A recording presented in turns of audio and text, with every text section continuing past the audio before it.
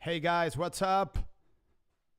Welcome back to another live stream. Can you guys hear me?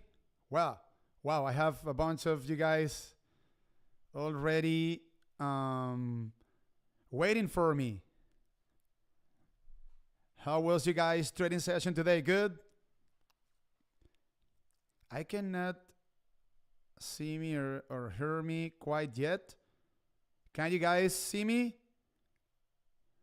I'm supposed to be already streaming, right?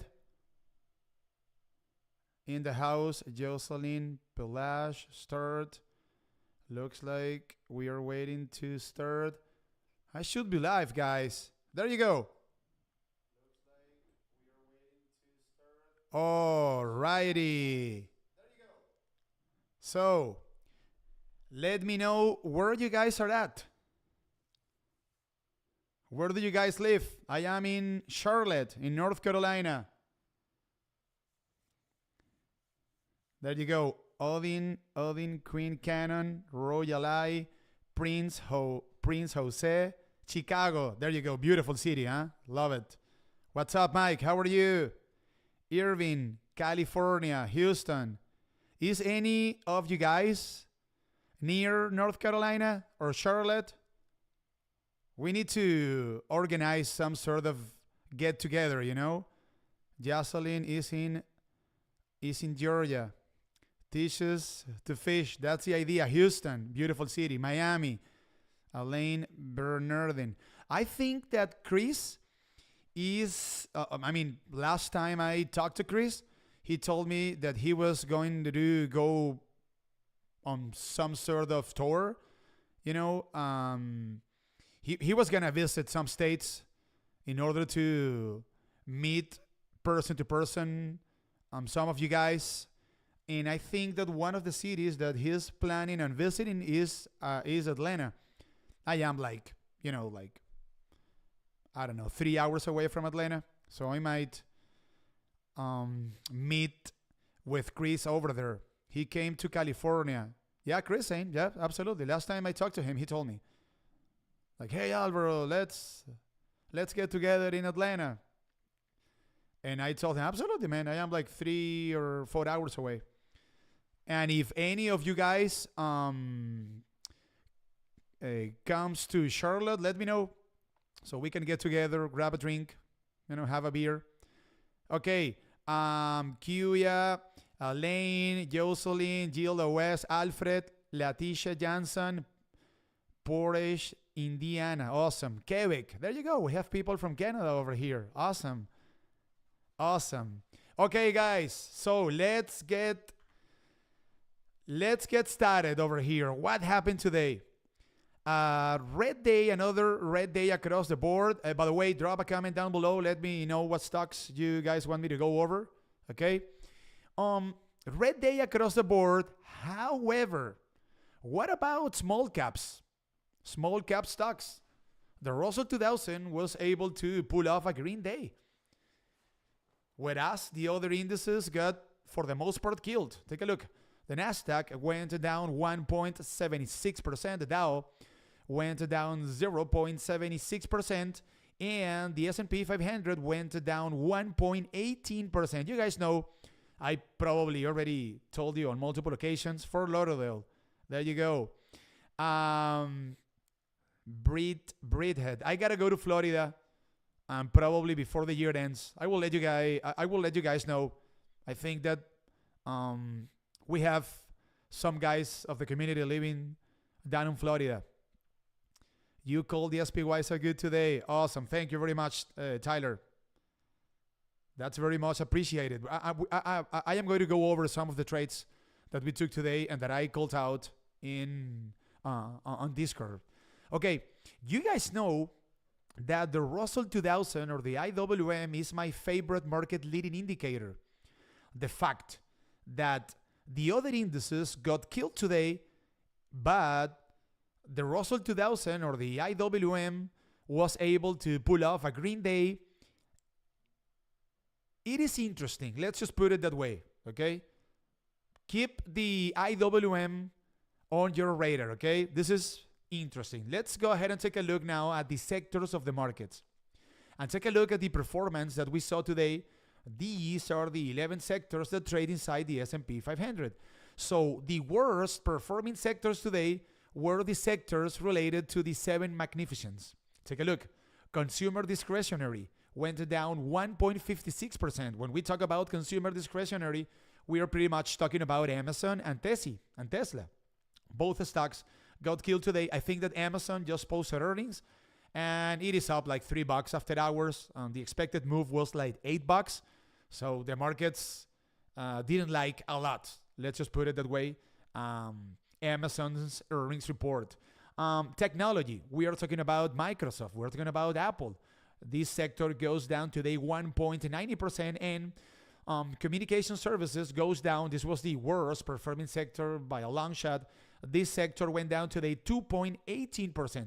So what got killed today in general terms were the 7 magnificents, because we had some sectors being able to pull off some very decent day, like real estate. Real estate went up today 2.11%. Utilities goes up 0.83%. Materials goes up 0.69%. And other than these 3 stocks, the other sectors went down, but they didn't close so much in the red relative to the 3 sectors that I already told you, and in which, or in the case of these 3 sectors, consumer discretionary, technology, and communication services, these are sectors that pretty much go up or down depending on whatever the 7 magnificents do. So can we make the case, if I want to make a bull case over here, that today we saw some sort of rotation we saw a rotation of money from the 7 magnificents into cheaper areas of the markets from a valuation standpoint?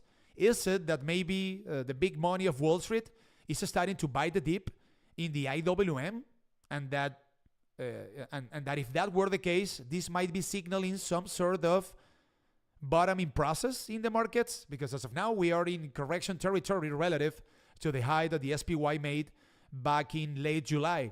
So the IWM is going to be an interesting one in the upcoming days. If we start to see, guys, the Russell 2000 going higher and the other indices getting killed, I would say that there is a very high likelihood that this could be signaling some sort of bottoming process. For the most part, guys, when either a crash starts or a correction or, I don't know, a corrective process in the markets start, in general terms, the index that starts to go lower is the Russell 2000. And for the most part, when we have, as I just said, a corrective process or a major crash or whatever, the index that usually starts to go higher ahead of the other indices is the Russell 2000. So what happened today, and I don't want to make a bull case over here, guys, today we had a very nasty close in the S&P 500 and the triple Qs or the Nasdaq 100. So I'm not making a bull case over here, but this is something that caught my eye. Let's just put it that way. Okay, I want to go over the trades that we took today, or that I called out on Discord. So this is my channel on Discord, and for the most part, guys, I called out pretty well, I would say. If you guys let me say that, the first bottom or the first bounce that we saw during the morning. So take a look at, let me see if I have, okay, here I have, I said, guys, let me see, where is it at? There you go. So here, I told you guys at, okay, at 9:58 a.m., okay, I told you, $414.20 is showtime for the bulls, guys, okay? I am grabbing calls at $414.20. I will try to play the bounce if that level is reached. So I said this at 9:58 a.m. today. So let's reconcile this post with what actually happened in the case of the SPY. Let me zoom in here. This is a 1 day, 1 minute chart of the SPY. What is going on here? There you go. So take a look, guys. I posted that information pretty much near 10 a.m. And take a look at the time in which the SPY hit $414.27. This level was hit at 10:37 a.m. 37 minutes after I told you guys that I was planning on buying calls at $414.20. Take a look at what happened. This level was hit, and we immediately saw a bounce in the northern direction. So the SPY bounced back up at about 0.63%. I think that many of you guys were able to take this trade, right? Take a look at this bounce. And I told you guys, I mean, you guys can read the post. I was very clear when it comes to this call out. I told you at 9:58 a.m., I am grabbing calls at $414.20. I will try to play the bounce if that level is reached. And take a look. 38 minutes after that, the SPY, let's say that bottomed out in the morning, and we saw a very noticeable bounce of about 63% at 10:38 a.m. So this was one of the trades that I told you guys about in the morning. And then later on today, let me scroll down here. Later on today, I called out a trade with put options. So let me see that this was, okay.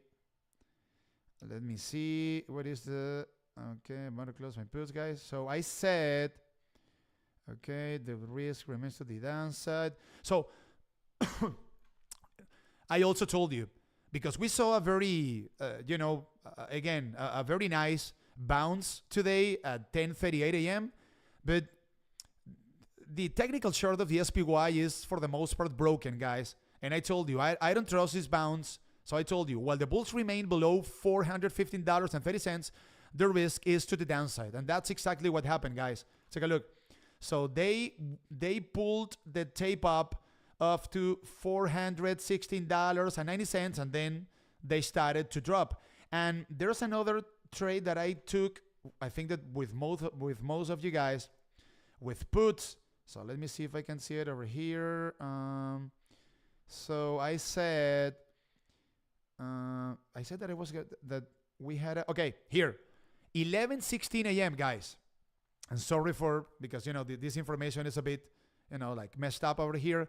At 11:16 a.m. I told you, if $414.20 is broken, because we saw a retest of that level, puts are on the table. Take a look at the post, guys.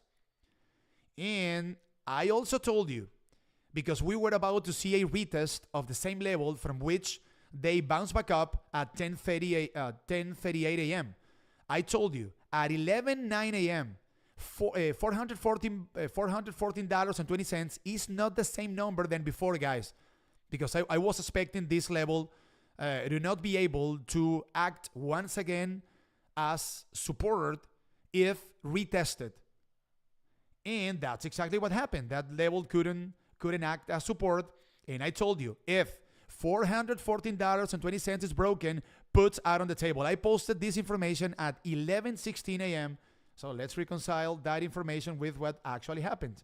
So at noon, pretty much, this was 12:04. Take a look at what happened, guys. They broke to the downside, or this level was broken to the downside, $413.80, and immediately after that, we saw a massive drop of the SPY of something like 0.45%.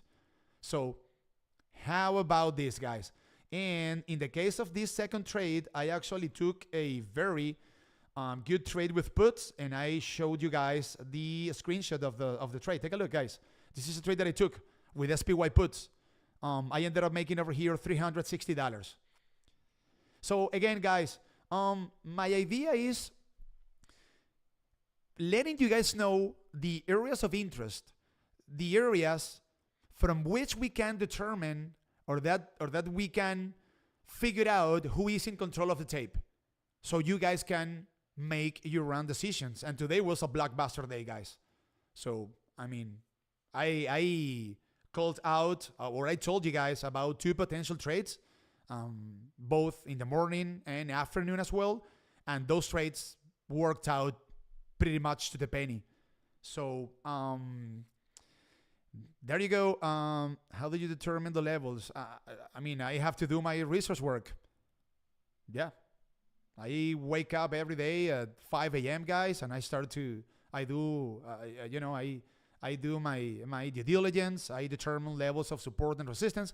And oftentimes, guys, before the trading session opens, I am telling you guys about a pivot.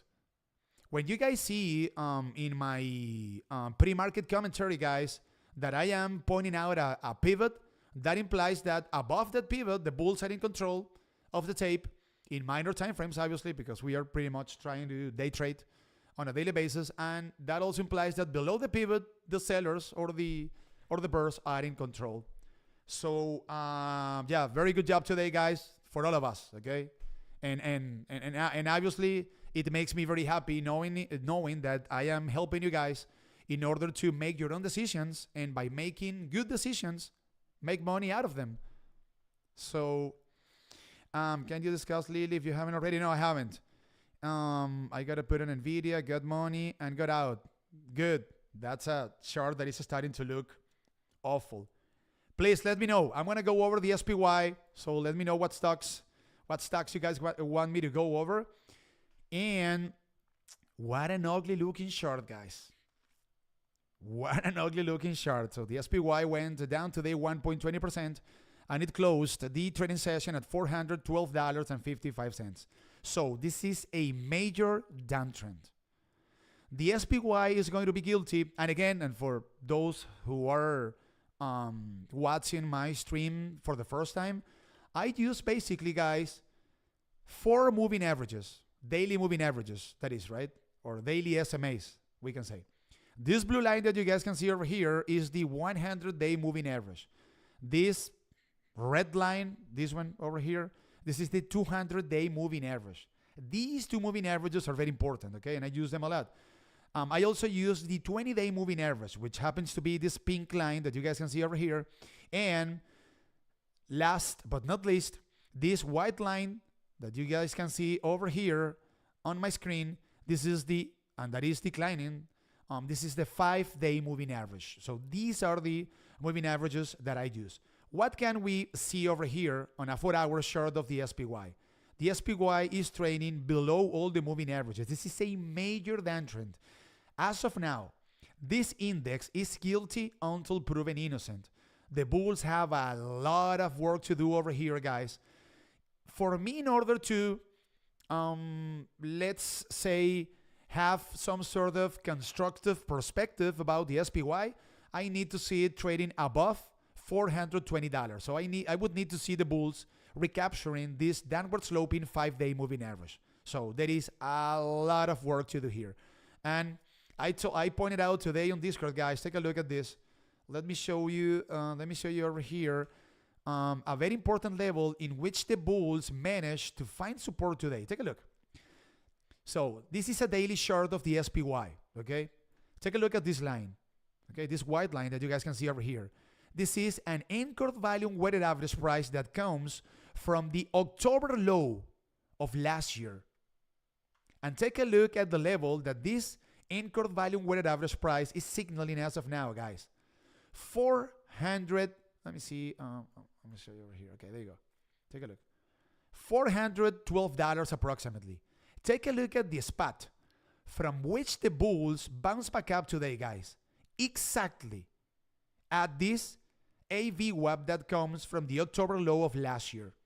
So in terms of support, we can make the case that as long as the bulls remain trading above this anchored value weighted average price, that again comes from the October low of last year, so let's say above $412.20-ish, there is some sort of hope for at least a relief rally that could be occurring in the upcoming days. But again, guys, the bulls have a lot of work to do over here, because for me to, and again, as I just said, for me, in order to have some sort of constructive perspective over here, or some sort of positive perspective over here, I would need to see the SPY above the 5-day moving average, $419.50 ish. So the bulls have a lot of work to do. And this implies, guys, by the way, that as long as the SPY remains trading below all the moving averages, when we see a rally, and I told you this today on Discord, if we see a rally, I don't know, a 0.50% rally, some sort of 0 day to expiration rally into any closing bell, or if we see any, let's say 0.50% rally, 1% rally, a 2-day rally, whatever it is, as long as they remain trading below all the moving averages, any rally is guilty until proven innocent. So, in other words, that implies that any rally is very likely to end up being sold. Okay? So, sellers are in absolute and total control of the SPY as of now. Is that clear? Is support 412 and resistance 414? Yeah, I mean, 412 is a big number. Below 412, guys, I have, and this is a big level as well, I have $410. $410 happens to be a previous support back from late May and also back from early May. So if the anchor volume weighted average price that I just told you guys about, that comes from the October low of last year, is broken, I think that we might see the bulls being able to put on some sort of good fight near $410. And when you say $414, yeah, I mean, I can tell you that I am going to round up that number. $415.50 is a previous resistance back from mid-April. That could be a potential spot in which the bulls could be either consolidating above that level and maybe thinking about higher prices, or maybe failing at bursting above that level and then retracing. We'll see what happens, but don't worry about the SPY, guys. You know that I am very active throughout the trading sessions, and I am going to be, as I always tell you, I am going to be calling bulls and strikes. So don't worry about the SPY, guys. I am going to be talking you guys through it from Mondays through Fridays. Okay, the way you put your messages is easy to understand. Keep this up. Thanks, Adam. Adam, I do also like the pivot levels. Yeah, the pivots are very important, guys. It's easy.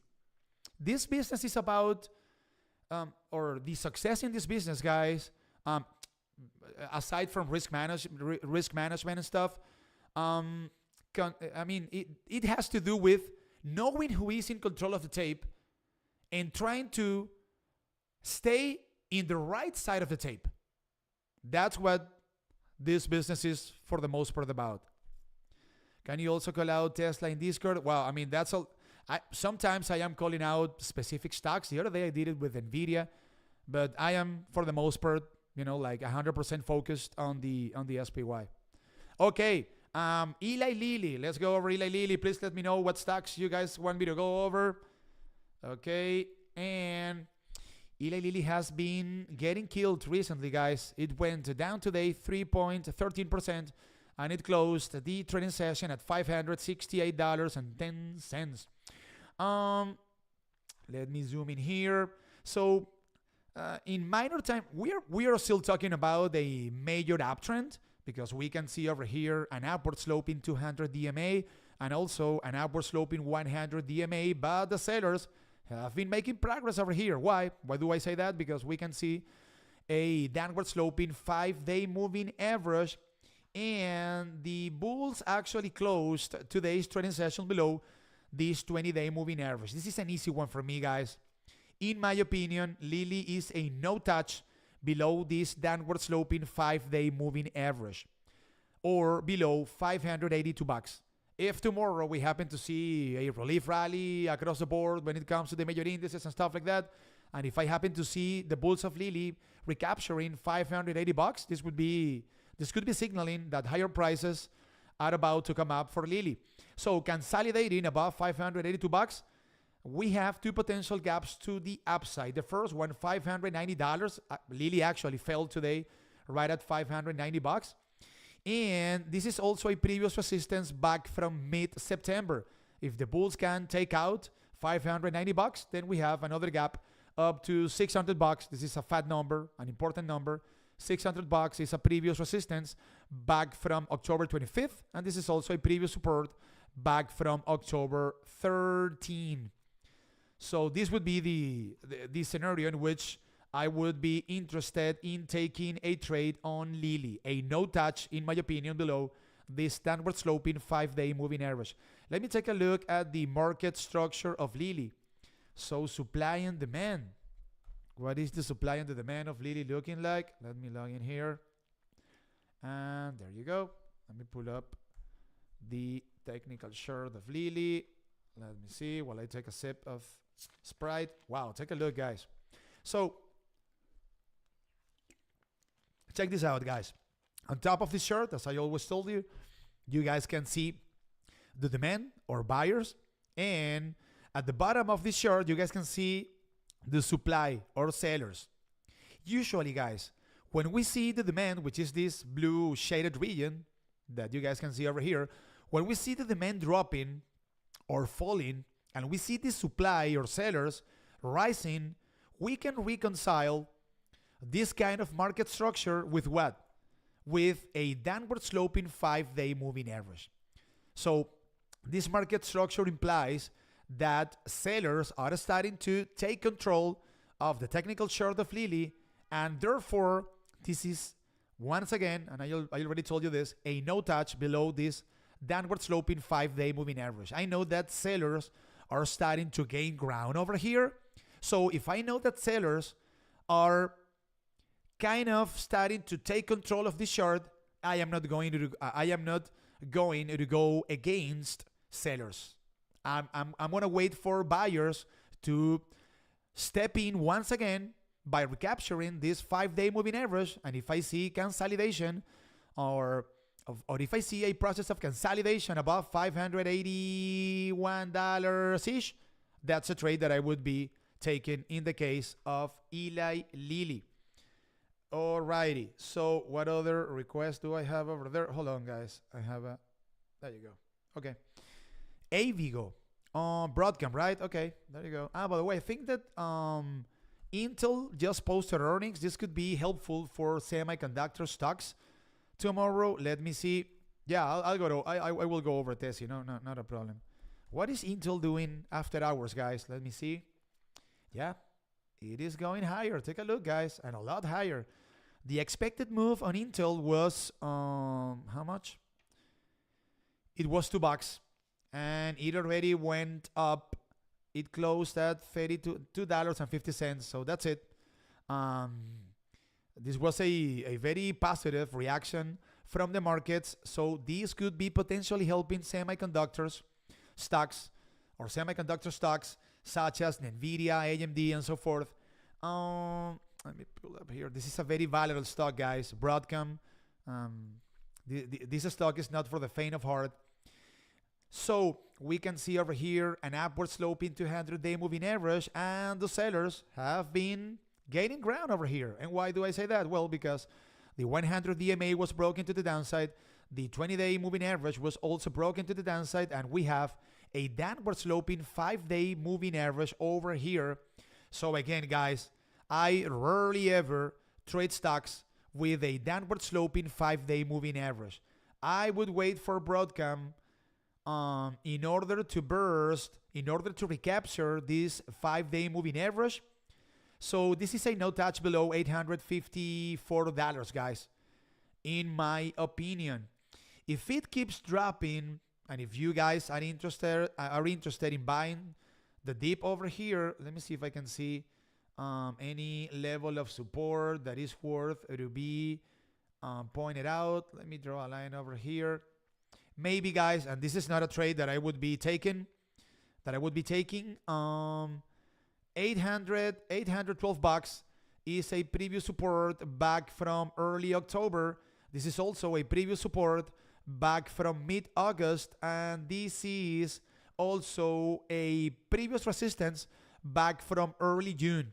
So this is a potential spot from which Avigo or Broadcom could be bouncing back up. 812 bucks.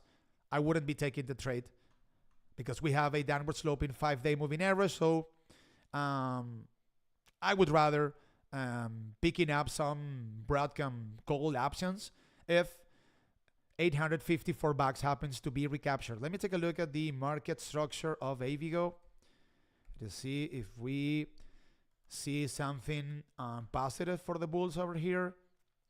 Let me see. Take a look, guys. You know, fall in supply and rise in demand. Not a good looking market structure for Broadcom. So we have an imbalance between the demand and the supply that favors the bears, that favors the sellers. So be careful here, guys. If this support of 812 bucks happens to be broken to the downside, we could see maybe, I don't know, Broadcom visiting 778 bucks, or maybe, I don't know, this upward sloping 200-day moving average. So that's what I think about Broadcom. Ticker main, sure. NVDA, Elsie is asking about NVDA, sure. I think that it held today 400 bucks, and it gotta be, I think that it should be up after hours because of the earnings report of Intel. Isn't that the case? This is a bit concerning, guys. So Intel posted its earnings report, and NVIDIA went from 401 bucks up to 406 bucks, and it started to drop. And as I am streaming for you guys, it is about to break 400 bucks to the downside. How about that, guys? I think that the markets are very concerned over here, guys, about this situation of regulations that wouldn't allow NVIDIA to export their AI chips to China. Yeah, that is going to be an issue from a revenue perspective. So the markets don't like that as of now. And I think that the price action is telling us that the markets are trying to reprice NVIDIA, taking into account that the US government is pretty much preventing NVIDIA from exporting their artificial intelligence chips to China. So this is a repricing of a stock. You got to be careful here, guys. So sellers are definitely making a ton of progress over here because NVIDIA is trading below the 100-day moving average, below a declining 5-day moving average, and the 20-day moving average was also broken to the downside. So not a good looking short. And if I draw a line over here, yeah, the bulls are actually about to break 400 bucks to the downside, guys. So 400 bucks is very important, guys. It is a fat number.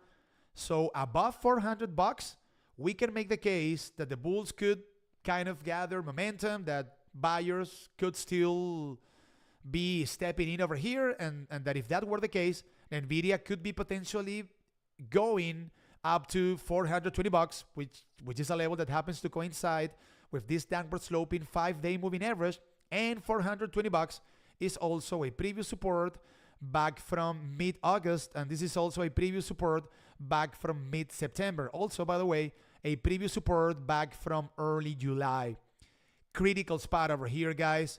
I'm thinking that if NVIDIA, or if tomorrow NVIDIA starts to close candle below 400 bucks, this might be a short opportunity. Yeah, this chart isn't looking good at all. Let me take a look at the market structure of NVIDIA. So I think that for the most part, you guys need to keep an eye on 400 bucks. That's it. If we see NVIDIA closing candles below 400 bucks, go grab your diapers. Take a look at the market structure, guys. Nasty. Take a look at the demand, guys. Buyers are running away from NVIDIA. Take a look. No joke. Remember, guys, on top of this chart, we have the demand, and at the bottom, we have the supply. Take a look at the demand. Buyers are nowhere to be found. And the supply or sellers is starting to rise. So this is an easy one, guys. Above $400, I would give it a thought. I would rather see the bulls of NVIDIA recapturing this 5-day moving average at around $420. That would be signaling that buyers are once again showing interest in the stock of this company. And below $400, guys, this could be a short opportunity. There you go. Tesla. There. Let's go over to Tesla. Alrighty. Guys, I'm very bearish in regard to Tesla. You guys know that I know how to carry out fundamental analysis. I am a shareholder of Tesla myself. I know how to read an income statement, a cash flow statement, a balance sheet of any company. This company, in my opinion, not tomorrow or maybe not 30 days out, this company, for the most part in 2024, has an appointment with lower prices. This is a vehicle manufacturer, and I would say that until 6 months ago, this was considered a tech company. The last earnings report of Tesla, guys, clearly showed us that this is a car manufacturer, and it has a P ratio of 75. Extremely expensive. So this is not a tech company. And you guys know that what the situation that is going on as of now with the economy. We have yields rising. I'm not gonna tell you guys in this stream once again about the 10-year Treasury yield, because I have been telling you guys, I have been warning you guys about the 10-year Treasury yield for months. And we might have higher rates for longer, some people say. And if that is the case, guys, that is going to affect in a very negative way Tesla in 2024. I think that this stock,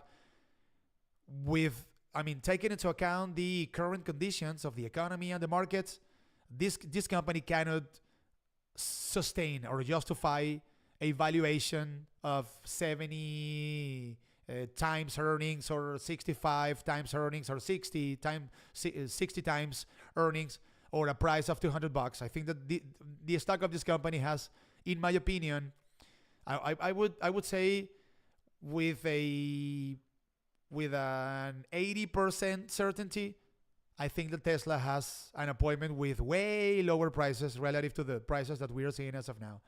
From a technical standpoint, this chart is broken 100%. This is once again a major downtrend. So Tesla is trading as of now below all the moving averages. And the last line of defense over here for the bulls was this upward sloping 200-day moving average. And today we had the second consecutive trading session closing below the 200-day moving average. On top of that, we can see over here a downward sloping 5-day moving average. Very ugly looking chart. Since you guys know that I use a lot and that I respect a lot the 5-day moving average, this is an absolute no touch below the 5-day moving average, so below $210. I wouldn't do anything over here from a long perspective. And if you guys want to get puts of Tesla, then keep an eye on $200. Again, that's a very important level. I am going to draw a line over here. It is a fat number. You guys know that fat numbers are very important. And on top of that, guys, $200 exactly happens to coincide with a previous resistance for Tesla back from late March. So pretty much a line in the sand for the bulls. And the chart is telling us, guys, the net aggregate opinion of the markets is telling us that something wrong is either happening as of now with this company, which is happening because the automotive gross margin has dropped like a rock, and also the net aggregate opinion of the markets is telling us that maybe the worst is still yet to come for Tesla. So very ugly looking chart, guys. Below $200 or maybe breaking $200 to the downside, this could be a shadow opportunity. And again, from a long perspective, I wouldn't touch Tesla below this downward sloping 5-day moving average or below, let's say, $212 approximately. By the way, $1,212 happens to be very close from that level, happens to be near a previous support at around $213.50-ish. This is a previous support back from mid-August. Let me take a look at the market structure of Tesla. Let me see, TSLA. What do we have here? And by the way, guys, I'm curious. What is the anchor value weighted average price of Tesla from the January low? I'm super curious about it. Let me pull it up. All right, let me see. I am not in a rush today. Let's see if we can see another important levels for Tesla. Take a look, guys. Woo! Okay, so this white line that you guys can see over here, guys, is none other than an anchored volume weighted average price that comes from the January low when Tesla hit like $100. So the market participants that opened positions in Tesla since it hit $100 back in January of this year, as of now, they have an average price of $206. So Tesla has broken to the downside, guys, so many important levels that the last very important level from a technical standpoint for Tesla is this fat number of $200, guys. So below the 200-day moving average, below the anchor value weighted average price that comes from the annual low. So I am bearish on Tesla, guys, as you guys can tell over here. Okay, let me take a look at the market structure of Tesla. Take a look, guys. Buyers are nowhere to be found. This is a falling demand. We can make the case that the supply is also falling, but as of now, the level of the supply is above the level of the demand. So an ugly looking chart. And yes, obviously, guys, if tomorrow we happen to see a relief rally with the Nasdaq 100 going higher, the Qs, the SPY, Tesla is going to go higher. When I say that, I think that Tesla has an appointment with lower prices. I am pretty much talking about 2024. So if we happen to see a relief rally in the markets, yes, Tesla could be, why not, recapturing this declining 5-day moving average and maybe filling the next gap up to 220 bucks approximately, which is a previous resistance back from early June. No problem. Anytime. I follow you on Discord, and this is my first live, and I'm super grateful. Thank you, Tyler, for you sharing your knowledge. Absolutely. I'm here to help. Amazon. Amazing Amazon. Thairu Venkat. Let me take a look at Amazon. And we are 43 minutes in. Okay. Is it going lower after hours? Yes, it is. Wow, guys. I took a look at the report of Amazon. Very solid report, guys. The only metric in which they missed, I think that was the sales of Amazon Web Services, I think. And take a look. Other than that, guys, this was a good report. And the stock is getting killed after hours. Wow, this is a bear market, guys. We are dealing as of now with a brutal bear market. So the current valuations, guys, that we have in the markets don't justify the commercial performance, or no, let me rephrase that. The commercial performance of the stocks or of the companies, I'm talking about the Magnificent Seven. Let me point that out, right? So all of these stocks, guys, went up a lot this year. So we saw what is called a multiple appreciation, okay? So multiples or the valuations of these companies skyrocketed, okay? And now we're in a situation in which the markets were paying a premium okay, for higher valuations. And now the markets are asking these companies, Amazon and Meta and Tesla and so forth. And tomorrow and next week, we have Apple posting earnings. That is going to be a fun one. And now the markets are telling these companies, okay, I am paying you a premium. I am paying an expensive price for the stock of your company. Now you need to deliver phenomenal, let's say, numbers. And all of these companies, including NVDA, which actually posted a very solid report last quarter, haven't been able to justify the current valuations based on the commercial performance of their companies. So, how about that, huh? So, the process of multiple appreciation that we saw earlier on this year apparently came to an end, guys. So, we have an upward sloping 200-day moving average. This is going to be the last line of defense for the bulls of Amazon. Another ugly looking chart, guys. We can see over here a downward sloping 5-day moving average. The 100-day moving average was broken to the downside a long time ago. We can also see over here a downward sloping 20-day moving average. Nothing constructive to say about this chart, to be honest with you guys. And yes, since the 200-day moving average is upward sloping, this is a potential spot of support for Amazon. If I draw a line over here, guys, you guys can notice how this upward sloping 200 DMA is coinciding with a previous resistance back from late May. So this could be a potential spot in order to buy the dip in Amazon, $117. And mind you guys, if this support of $117 happens to be broken to the downside, this is good night Irene for Amazon. We could be seeing Amazon dropping down to $113. Ugly looking short. Would I try to take a trade with Amazon holding $117? Maybe, because the report was with the earnings report was very solid, other than that the revenue of Amazon Web Services. So, and remember, guys, I never buy the dip. I buy strength after the dip. So if I see Amazon bouncing back up from $117, I would be starting this trade near $118 once I confirmed, or once I was able to confirm that $170 actually acted as support.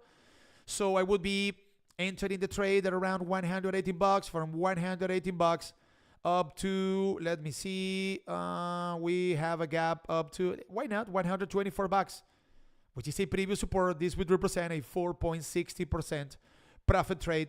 Oh boy, Amazon. Another stock that gets killed after hours. What a bear market we are trading in, guys. Let me take a look at the supply and the demand, and I'm going to go over Main. Absolutely, yeah. I'll take a look at it. No worries. Absolutely, yeah. While we are 40 minutes in this stream. Okay, let me see. Amazon.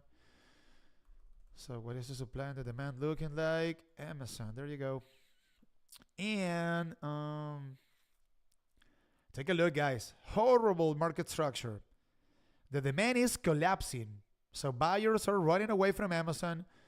We can make the case that the supply is also falling, but it looks like the supply is about to, or that sellers are about to find support at the average of the supply, which is this kind of dotted line that you guys can see over here, and it could be bouncing back up. So I don't see any imbalance from a market structure standpoint that actually favors the buyers. So this is the last line of defense for Amazon, guys. $117 approximately. So I have Main. I don't know the ticker. Main, right? Main Street Corporation. Adam is asking about Main. It went down today 0.80%, and it closed the trading session at $38.40. Another ugly looking short, guys. Wow, how tough it is to find good looking shorts as of now. Major downtrend below all the moving averages. We can see over here a downward sloping 5-day moving average. So ideally, if I wanted to take a trade with this ticker, I would wait for buyers in order to show some strength by recapturing this downward sloping 5-day moving average near $39. By the way, $39 is also a previous support back from mid-August. So if I see Main Street closing candles above 39 bucks, that could be signaling that the bulls are gathering momentum in order to make another push higher and maybe being able to fill this next gap up to the 200 DMA, which happens to be upward sloping. So it might not represent such a tough resistance. So from 39 bucks up to $39.60, this would represent a 1.88% profit trade. Be careful here, a no touch in my opinion below 39 bucks. Let me see if I happen to have available the market structure of this stock. Main, let me see. And I do not have it available. So I owe you the market structure of Main. Google and SoFi. No, I haven't gone over SoFi. Let me see.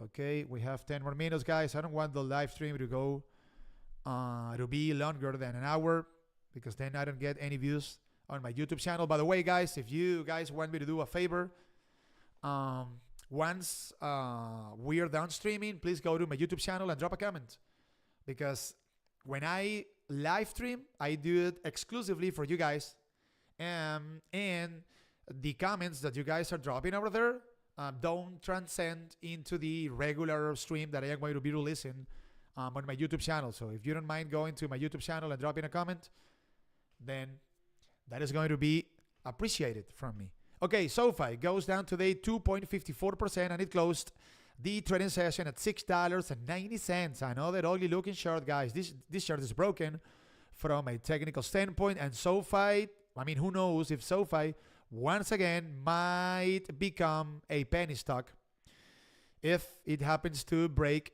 $5 to the downside. Ugly looking chart. So again, below all the moving averages, below the 100 DMA, below the 200 DMA, we can see over here a downward sloping 5-day moving average. A no touch, guys, unless I'm going to be a bit more picky over here, unless I see the bulls of SoFi recapturing this 200-day moving average. So if the bulls can burst above $7.40, previous support back from late September, and also a previous resistance back from early June, and also back from mid-February. So if the bulls can do this, I might be interested in trading this ticker, but below this upward sloping 200-day moving average, SoFi is simply, guys, guilty until proven innocent, a no touch. And if you got, let me see, if SoFi keeps dropping, what could be a potential support over here? $6.30, if maybe you guys are interested in buying this dip. But again, guys, if you buy a dip, or if you try to take a trade from a potential area of support with a downward sloping 5-day moving average, you are very likely to be wrong, guys, because you're going to be trying to take a trade or take a bounce back up trade against who is in control of the tape, which in the case of SoFi are sellers. Obviously, very, very obviously, actually. Very ugly looking chart. A no touch, again, below $7.37. Let me take a look at the supply and the demand of SoFi Technologies. There you go. Let me see. And take a look at this market structure, guys. Oh my God. Nasty. Take a look at the demand, guys. Try to figure this chart, guys. Like buyers on top and sellers at the bottom. What do you guys see over here, guys? Take a look at the demand. It is collapsing. Buyers are nowhere to be found over here. This stock is a no touch. And take a look at the supply. Clearly rising and above average and way above the demand. So we might be about to see lower prices in the case of SoFi. Be careful here. On PayPal. Let me see. PayPal Holdings. What is it doing?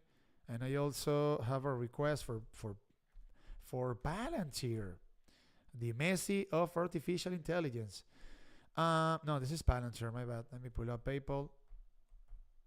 I think that we have time enough to go over 2 more stocks, guys. So, PayPal went up today 0.50%.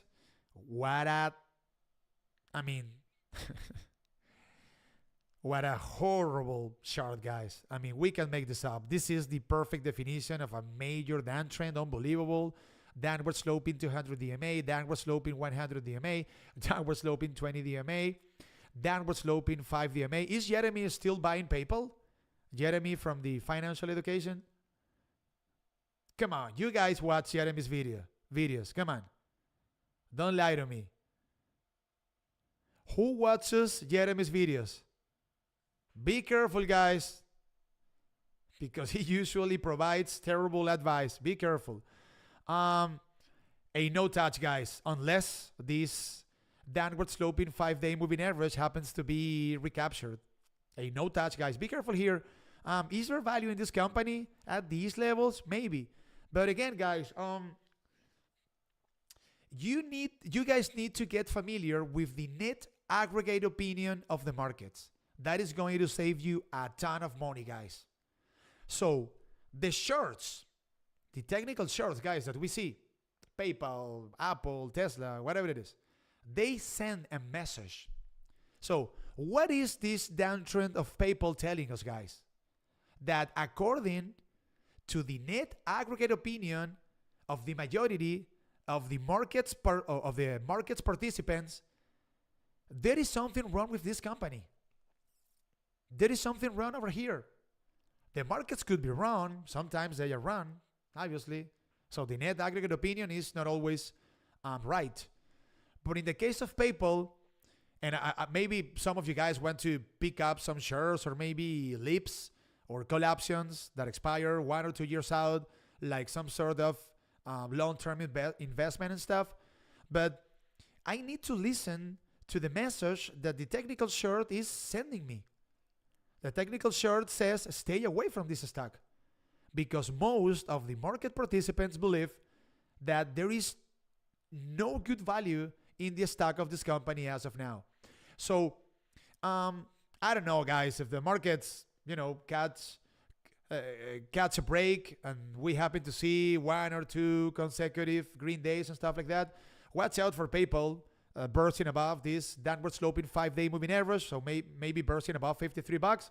If that were the case, there could be some upside potential, guys. Maybe up to $55 or $56, or maybe up to this 20-day moving average. Precisely $56. But for me, in order to start a trade on PayPal, I would need to see at least 2 or 3 days of consolidation above the 5-day moving average. Very ugly looking chart. Jesus Christ. Let me see if the market structure says something positive about PayPal. PYPL. While I take a sip of Sprite. Okay. Wow, take a look, guys. Horrible. Take a look at the demand. It is falling and the supply is rising. So the supply and the demand is telling me that the green day that we saw today might be a bull trap. There are no buyers interested in the stock of this company. I can tell it because we have all the moving averages downward sloping, but on top of that, I have a nasty demand and supply ratio. Let's just put it that way. Alrighty. Let me see if I can wrap it up with Palantir, the Messi of artificial intelligence. Another chart that doesn't look good. Palantir went down today 1.92% and it closed the trading session at $15.29. So upward sloping 200-day moving average, that is kind of hopeful for the bulls. The 100-day moving average is also upward sloping. A no touch, guys, here below the convergence of the 100-day moving average and the 5-day moving average. I am going to draw a line over here. Let me see. So take a look at $16. I have the convergence of the this upward sloping 100-day moving average and the 5-day moving average. By the way, $16 is also a previous resistance back from mid-September and also a previous resistance back from mid-August. A no touch below this level, guys. If you guys want to go long Palantir, wait for buyers to show some strength. Okay? So Palantir consolidates above 16 bucks and the markets are, catching a break and stuff like that, I would be interested in starting a trade on Palantir from 16 bucks up to, let me see, what gap do we have here? Man, we have a big gap, guys, up to 18 bucks. This is a previous resistance back from early October. So from $16.20-ish up to 18 bucks, this could represent a 14% profit trade. Let me see if the market structure of the Messi of artificial intelligence looks good. Let me see. And let's see. Take a look. Oh my God. Fall in supply and rise. Sorry, guys. Fall in demand and rise in supply. So this could even be a short opportunity, guys. We have room down to $13.50, which is a previous support back from mid-June and also a previous support back from mid-August if the bulls of Palantir are unable to fill this gap up to 16 bucks once again. So yeah, the market structure of Palantir looks horrible, guys. Oh my God. Guys, thank you very much for joining me today. So thank you for watching. Thank you for listening. And I will see you guys on Discord. Keep up the hard work, okay? Thank you very much. Enjoy the rest of your day. I'm going to go grab a beer, guys. It's been a long day for me. I deserve a beer, I think. Thank you, guys. Take care. Take care. Bye-bye. Take care. Enjoy the rest of your day.